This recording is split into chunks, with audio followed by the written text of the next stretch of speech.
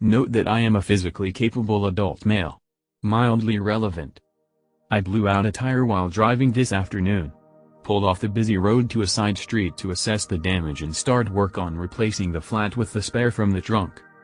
It turned out that the lug wrench provided in this particular car was absolutely tiny, and thus provided very little leverage. Try as I might, I only managed to loosen one of the 5 lug nuts holding the tire on. No problem, I thought, as I have roadside assistance coverage on my auto insurance. A short call later, my insurance has dispatched a local service provider and I receive a text stating that Daryl from the local provider will be arriving at my location by 2:34 p.m. That's less than a half-hour wait, so I'm pretty happy. At 2:33 p.m. a van approaches, the driver waves at me and pulls over. Driver immediately hops out with a toolkit in hand, we exchange brief pleasantries and I explain my problem. Driver smiles and tells me the same thing happened to him last month and says not to worry about it. He takes out a proper wrench, I hand him the jack, spare and he has my car back in operation in about 6 minutes flat. It was at this point when the conversation got a bit muddled. I ask him if he needs anything from me, like a signature, to ensure he gets paid. He responds that no money is necessary. I try to clarify my question, and explain that I have roadside assistance on my policy, and that my insurer got him dispatched to me and that I think they will pay his employer for the service call. His response? Oh, no one dispatched me. I was just driving by and thought that you could use some help. So you're not Daryl? Nope. Brian. I can't believe that I handed this guy my jack and just watched him crank up my car while lying on the frozen pavement. I don't even remember how many times I apologized. Guy wouldn't even let me hand him some cash. He just left, in full cheer, and told me to pay it forward. Aftermath, I waited another 10 minutes for Daryl, but gave up and left after finding his employer's phone number and canceling the help request. My insurer had been sending me automated texts all day, along the lines of, "Has your service provider arrived yet? Reply Y if yes, and if no, has your service been completed yet? And how likely are you to recommend this service provider from 1 to 10? I can't figure out how to respond in such a way that no one gets in trouble or underpaid. Anyway, thanks Brian. TLDR got a flat tire.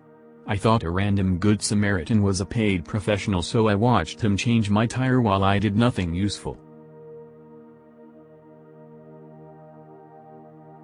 I read a Barnes & Noble story this morning that reminded me of my own B&N experience. I was in the anime section when a little old lady asked me for a recommendation for her 13-year-old granddaughter. I steered her to an age-appropriate section since anime can be very risque or flat-out too sexy for that age group. She gave her thanks and I left. Another lady grabbed me as I strolled away and asked for help finding something. Since it was on the way to the escalators, it was no big deal to walk together then point out what she was looking for. As I got close to the escalators, some nutjob grabbed my arm and spun me around demanding help. Disbelieving that some random person would put hands on a stranger like that, I was stunned for a minute. Finally I just said, "Look lady, I don't work here." She replies, "Then how come you were just helping those other ladies?" "Because they asked me nicely and the answers to their questions were conveniently close by." "Then why won't you help me?" she says. "You didn't ask nicely, laid hands on me, and in general, I find you to be a complete twat." I left her standing there with a stupid look on her face. A simple but satisfying tale. Okay, I had forgotten all about this, and not sure if this does belong here, but my mom brought this up yesterday and I thought it would be a good story to share. A wholesome one. And #X200B. When I was a kid, I used to be really into dinosaurs. Like really into them, knowing almost everything about my favorite ones and had hopes of becoming a paleontologist. And yes, Jurassic Park, the first film, is still one of my favorite movies, right next to The Ballad of Big Al. Yep, I'm a nerd. Anyway. When I was a kid, we went to visit my grandparents in another state and Grandma mentioned that a new museum had just opened near the city, and Mom and Dad thought, why not? I was excited. My sister was okay with it since we were going to her favorite shop afterward. Now keep in mind, I'm 10, over 5 feet, and a bit baby face still. Also, The museum employees were in safari-style clothes. I remember that well because I thought they looked cool and like real paleontologists. I don't remember what I was wearing, but Mom said they were just plain clothes. The museum was awesome.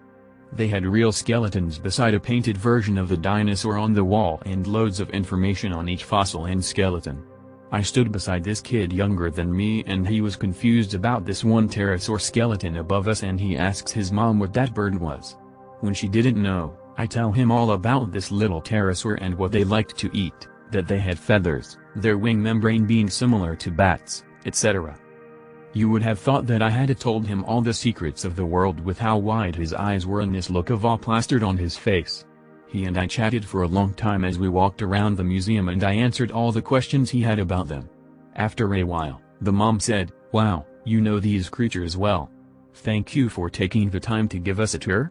I smiled before Mom called me over and we went into the shop to look at the dino stuff they had. I vaguely remember this, but Mom helped to fill me in. She has a sharper memory than I do. According to Mom, the lady was checking out with her son and she started talking about me and how well I knew all about my job, saying that her son had so much fun and asked if the manager could give me a raise. The cashier asks who I was and after she described me, the cashier was confused.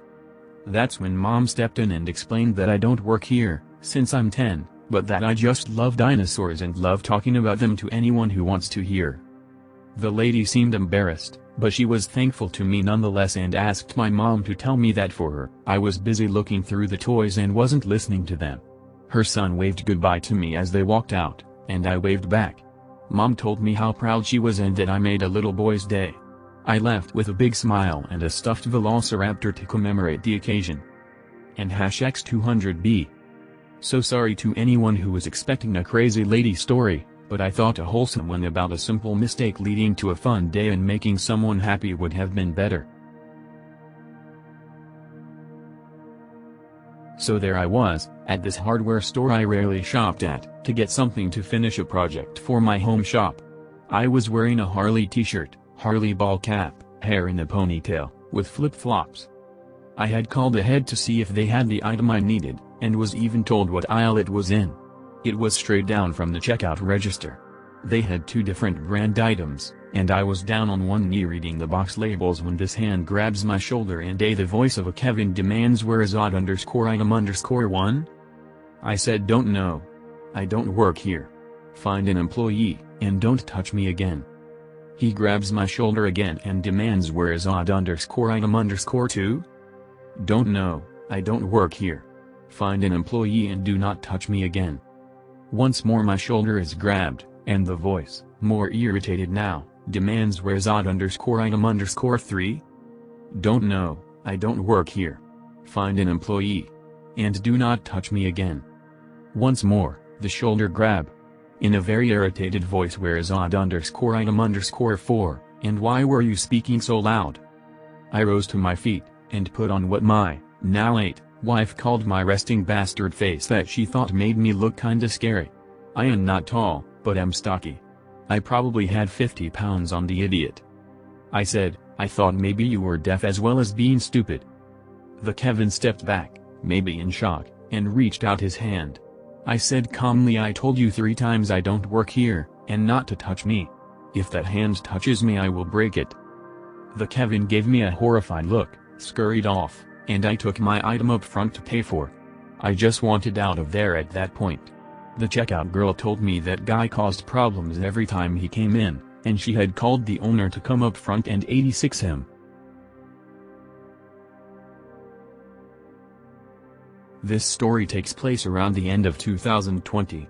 I was seeing my partner off at the railway station and waiting for a ride home when it happened.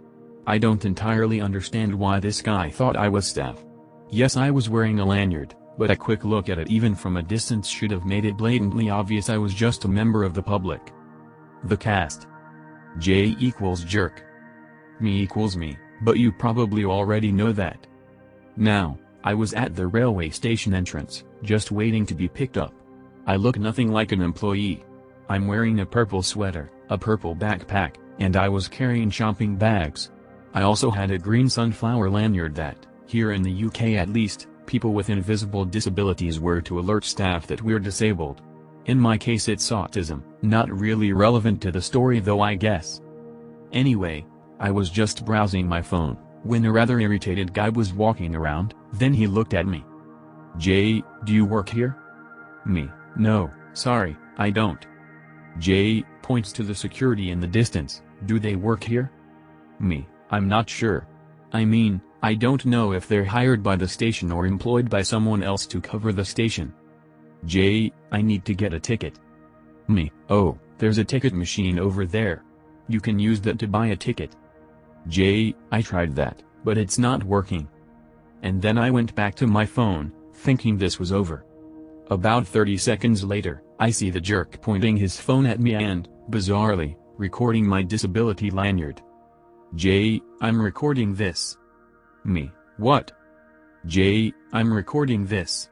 You can't be bothered to help get me a ticket." Me, "I just said, I don't work here." Jay, to the security, "Where can I get a ticket? That machine's broken." The security said something, I couldn't really process what they said as I was too dumbfounded processing what was going on. I assume they said they couldn't help him? Jay, "You guys can't be bothered." Me, "Can't be bothered." Me, "I can't help you. I don't work here." And then the jerk started walking towards the ticket area and started rambling about not being able to get his ticket. I don't know what happened, but he did attract a crowd and then the security had to stop him from whatever he was doing. Did he not even know he could just buy a ticket from his phone? That said, I wish he uploaded the video. Would have loved to have a link to the altercation.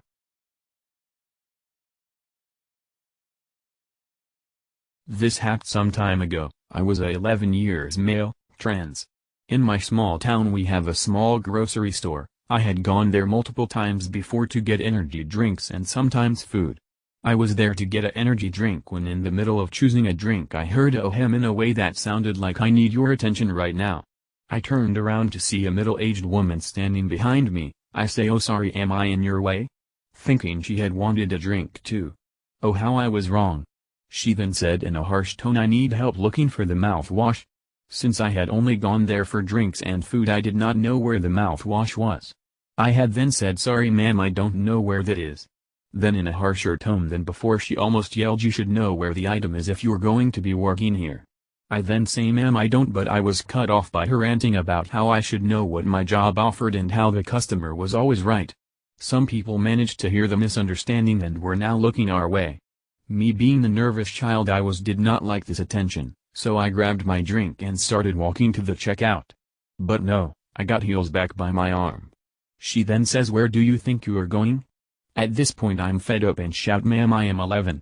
I'm not even allowed to be working here." Then I pulled my arm away and went to the checkout almost crying, from the attention. I looked back before paying and the look on that woman's face was priceless. It was a look of it I just screamed at a child and OSHT. I will never forget that day.